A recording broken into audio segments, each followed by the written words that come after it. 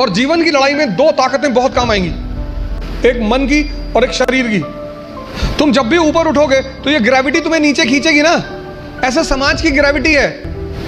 हम जब आईएएस की तैयारी करने गए तो हमारे गांव में हर आदमी, मतलब एक साहब तो हंसना शुरू किया उन्होंने, और हंसते हंसते गिर गए वो। उन्होंने हमसे पूछा दिल्ली क्यों जा रहे हो? अब मेरा दिमाग खराब था, मैंने कह दिया मैं आईएएस की तैयारी। बोले आईएएस? फिर वो हंसने लगे और हंसते हंसते वो गिर गए। और उस हंसी का इतना रोल रहा मेरे जीवन में, मतलब उस हंसी ने मुझे एकदम मजबूत कर दिया था कि अब आईएएस ही बनना है। उस दिन मुझे एहसास हुआ कि महाभारत क्यों हुई।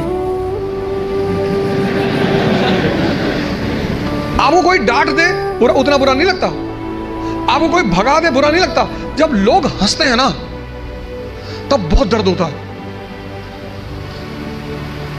लेकिन मेरे पिताजी ने मुझसे कहा कि आईएएस प्रधानमंत्री बनने वाले आदमी। अरे मैंने कहा यार क्यों चढ़ा रहे हो फालतू में।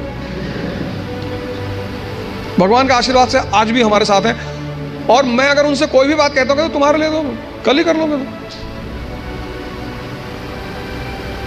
मैंने कहा सोच रहा है हवाई जहाज खरीद लो। अरे ने कहा भैया जी लेने दो।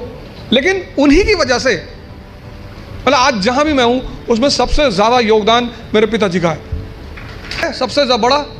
उन्होंने मुझे कभी निराश नहीं किया, हमेशा हर चीज में अरे तुमसे क्यों नहीं होगा, तुम ही करो। मैं जब सेमिनार लेने निकलता हूं तो आमतौर पर उनसे बात कर लेता हूं। कोई भी मैच हो तो जब मैच खेलने आप उतरते हो ग्राउंड पे तो हर मैच में एक फीलिंग तो रहती ही है। मैं उनसे बोलता हूं कि यार सेमिनार है, हाँ ठीक है तुम जाओ, तुम एक दिन यूएन में भी बोलोगे। और वो चीज इतनी उत्साहित कर देती है। तो मैं सब लोगों से यहां रिक्वेस्ट करूंगा कि आप योग और ध्यान से जरूर जुड़ें। ध्यान किसी धर्म का नहीं है, उस ध्यान पर किसी धर्म विशेष की मोनोपोली नहीं है।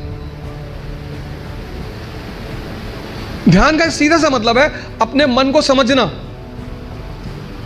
आप में से बहुत सारे लोग हैं जो 10 घंटा पढ़ना चाहते हैं लेकिन ये पढ़ने ही नहीं देता होगा। तुम्हारी जीत किस पर निर्भर करती है? अगर इससे तुम्हारी दोस्ती हो गई और तुम जो करना चाहते हो उसमें ये तुम्हें सपोर्ट करने लगा, या तुम उठे सुबह, तुमने डिसाइड किया कि आज मैं 4 घंटे पढ़ूंगा और तुम्हारा मन तुम्हारे साथ बैठ गया और 8 घंटे बीत गए तुम्हें पता ही नहीं चला, वही तो ब्लेसिंग है। और तुमने टारगेट बनाया कि 6 घंटे पढ़ूंगा और 60 मिनट बाद तुम चाय पी रहे हो, बाहर खड़े हो गए। और चाय पी रहे हो तो बुरा नहीं कर रहे हो, चलो अच्छा कर रहे हो। तुम्हारा जो डिस्कशन है, तुम जब भी लोगों से बात करो तुम ये गौर करो कि किस मुद्दे पे कर रहे हो। सुष्मिता सेन शादी कर रही है,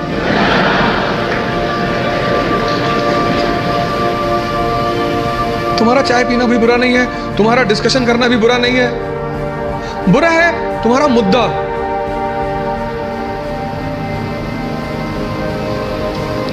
चलो बाहर निकल ही आए, बात कर रहे हो कोई बात नहीं, तो किसी ऐसे मुद्दे को उठाओ जिससे, और डिबेट का मतलब झगड़ा नहीं, डिबेट का मतलब एक्सचेंज ऑफ इंफॉर्मेशन। पूरी जिंदगी तुम ये कभी नहीं कह पाओगे कि अब मुझे सब कुछ आता है, और जिस दिन तुमने ये कह दिया किसी मेंटल हॉस्पिटल जरूर चले जाना।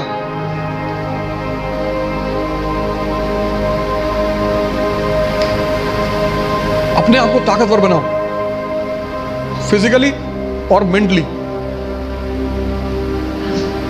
क्योंकि यही ताकत तुम्हारा उत्साह बनेगी।